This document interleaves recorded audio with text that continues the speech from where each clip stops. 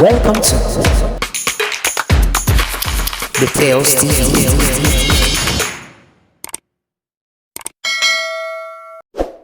In the quiet town of Jos, nestled amidst the Plateau State's rolling hills, lived Samuel Okonkwo, a man whose life was an anthem of survival against the odds.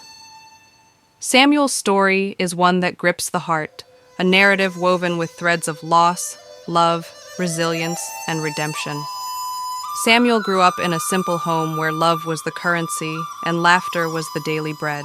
His parents, both teachers, nurtured not only his mind but his soul, teaching him the value of community and kindness. However, this idyllic life shattered when he was just 15.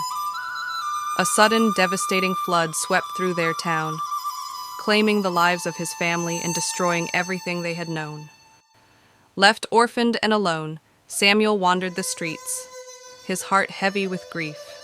He found refuge in an abandoned church, where he slept on the hard pews, his dreams haunted by the faces of those he lost. Hunger and despair became his constant companions. People passed by, some offering pity, others turning away, but none stayed long enough to see the boy behind the sorrow. One cold night, as the stars bore witness to his solitude, Samuel picked up a guitar left by a church choir member. He strummed it, the strings echoing his pain, transforming it into a melody that spoke of his loss. Music became his voice, his comfort, his therapy.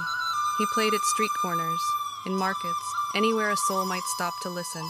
It was during one such performance that he met Mrs. Amina, an elderly woman with eyes that seemed to see right through to his core. She listened to his music, tears mingling with her smile. She took him in, not just into her home but into her heart, giving him a place where he could begin to heal. Under her care, Samuel learned to smile again, to see his music not just as an outlet for grief, but as a bridge to connect with others. Years passed, and Samuel grew, both in age and in spirit. He continued to play, now with a purpose. His music became a symbol of hope for the community, especially for the children who had seen too much suffering. He taught them, not just to play, but to use music as a means to express their fears, their dreams, and their resilience. But life had one more harsh lesson for Samuel. Mrs. Amina fell ill, and despite all efforts, she passed away, leaving Samuel once again in the shadow of loss. The grief was overwhelming, threatening to undo all his progress. Yet in his darkest moment, he felt her spirit urging him to continue, to not let her love be in vain. Motivated by this, Samuel founded Amina's Echo, a music school for underprivileged children in Jos. Here, he taught music, but also life lessons of resilience, love, and the power of community. Each student was a note in the symphony of recovery that Samuel was composing for his life and theirs. His story reached beyond Jos, touching hearts across Nigeria and even the world.